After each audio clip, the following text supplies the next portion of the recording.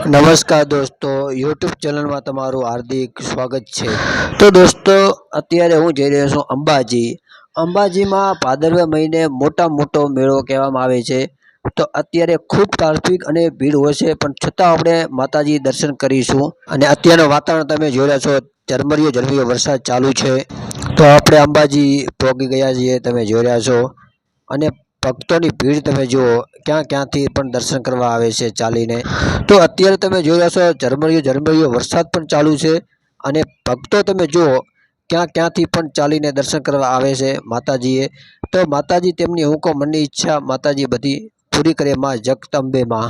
તો તમે આ બાજુ જોઈ રહ્યા છો, ભક્તો રથયાત્રા લઈને માતાજીના મંદિરે જઈ રહ્યા છે કે માતાજીને પ્રાર્થના કરશે કે હે માતાજી, અમને પેદલ યાત્રા 5 વર્ષ પૂરા થઈ ગયા છે, અને માં સૌની મનની ઈચ્છા પૂરી કરજે અને સૌને સારું કરજે। રાજકોટથી પેદલ યાત્રા ધજા લઈને આવ્યા છે માતાજીના મંદિરે, અને ધજા ખૂબ લાંબી છે। અને ભક્તોને મોઢામાં જ એક જ અવાજ છે, જય જય અંબે, બોલ મારી અંબે, જય જય અંબે।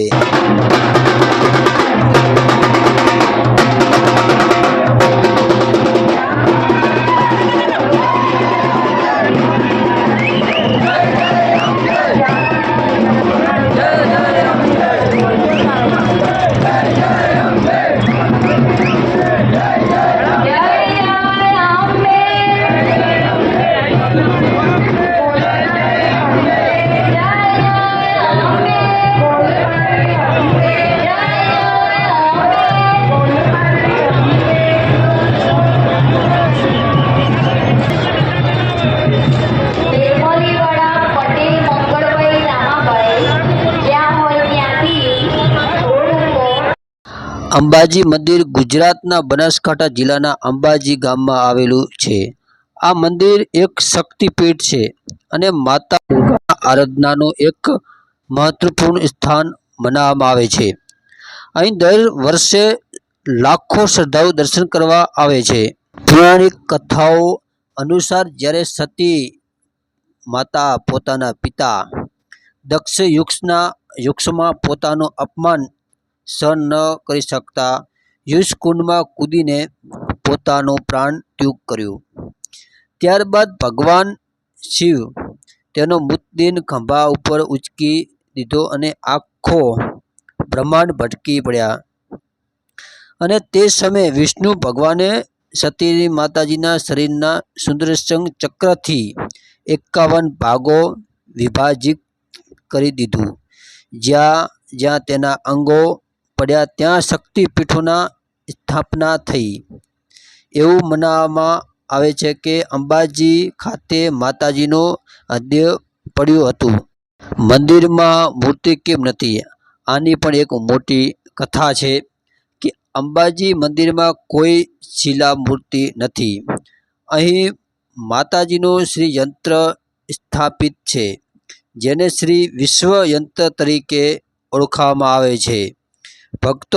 ભક્તો આ યંત્રનું જ માતાનું રૂપ માને છે અને તેની પૂજા કરે છે। મનાયત મુજબ આ યંત્ર ભગવાન વિષ્ણુએ પોતાનું સ્થાપ્યું હતું। મહાભારતના સમયમાં અર્જુને અંબાજી માતાજીના ઉપાસના કરી હતી। પાશુપત્રસ્થાન પુસ્તક કર્યું હતું। કહેવાય છે કે અર્જુને અહીં લાંબી તપસ્યાથી માતાને પ્રસન્ન કરી હતી। દર વર્ષે ભાદરવી પૂનમના દિવસે અંબાજી ખાતે વિશાળ મેળો યોજાય છે।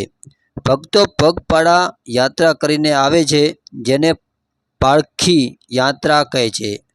આ દિવસો દરમિયાન આખું અંબાજી ભક્તમય વાતાવરણથી ભળી ઉઠે છે।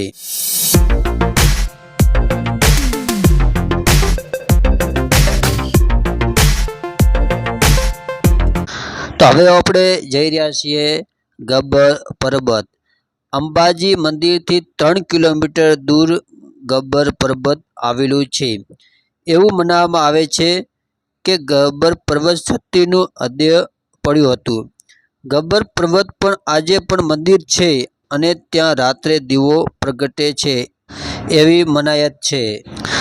જ્યારે સતી માતાએ પોતાના પિતા દક્ષના યક્ષમાં આત્મદાહ કર્યા ત્યારે શિવ ખૂબ જ રોષ ભરાયા. તે સતીને મૃતદેહ ખંભે લઈને ત્રિકાળ ભ્રમણ કરવા લાગ્યા. દેવતાઓ ડરી ગયા અને ભગવાન વિષ્ણુ પાસે ગયા. વિષ્ણુએ સુદર્શન ચક્ર વડે સતીના દેહને વિવિધ ભાગમાં વિભાજિત કર્યા. ગબ્બર પર્વત પર સતીનું હૃદય પડ્યું અને ત્યાં શક્તિપીઠ બન્યું. એટલે ગબ્બર પર્વત શક્તિપીઠ તરીકે પવિત્ર અને મહત્વપૂર્ણ મનાવવામાં આવે છે. ગબ્બર પર્વત પર દરરોજ રાત્રે એક દીપક ઝળકે છે. એવું કહેવાય છે કે જેને મહાદેવ કહે છે. તે દીવો અંબાજી માતાજીને ઉર્જાનું પ્રતીક છે. આસપાસના ગામો લોકો પણ રાતના આ દીવો જોઈ શકે છે. એમના મનાવવામાં આવે છે કે હવે તેનો દૃશ્ય પ્રભાવ ઘટ્યો હોય તો પણ આ માન્યતા લોકો જીવનમાં જીવત છે. ગબ્બર પર્વત પર લગભગ 350થી વધુ સીડીઓ છે. ભક્તો નવરાત્રિ, પૂનમ અને વિશેષ તહેવારોમાં પગપાળા ચડીને દર્શન કરવા જાય છે. મનાય છે કે જ્યાં શ્રદ્ધા અને ભક્તિ આ પર્વત ચડે છે તે માતાજી આશીર્વાદ આપે છે. હજારો ભક્તો ગબ્બર પર્વત સુધી યાત્રા કરે છે. આ પર્વત પર નવરાત્રિ દરમિયાન પણ વિશેષ આરતી અને ઉજવણી થાય છે. દોસ્તો, આજે અમે તમને દર્શન કરાયા છે પાવન અંબાજી માતાજીના મંદિરે અને પવિત્ર ગબ્બર પર્વતના, જ્યાં માતાજીના પ્રાચીન શક્તિપીઠ સ્થિત છે. તમે પણ અવશ્ય આવો અને માતાજીના આ દિવ્ય દર્શન કરો. મારો પ્રયત્ન છે કે આ વિડીયો થકી તમને માતાજી આશીર્વાદ મળે.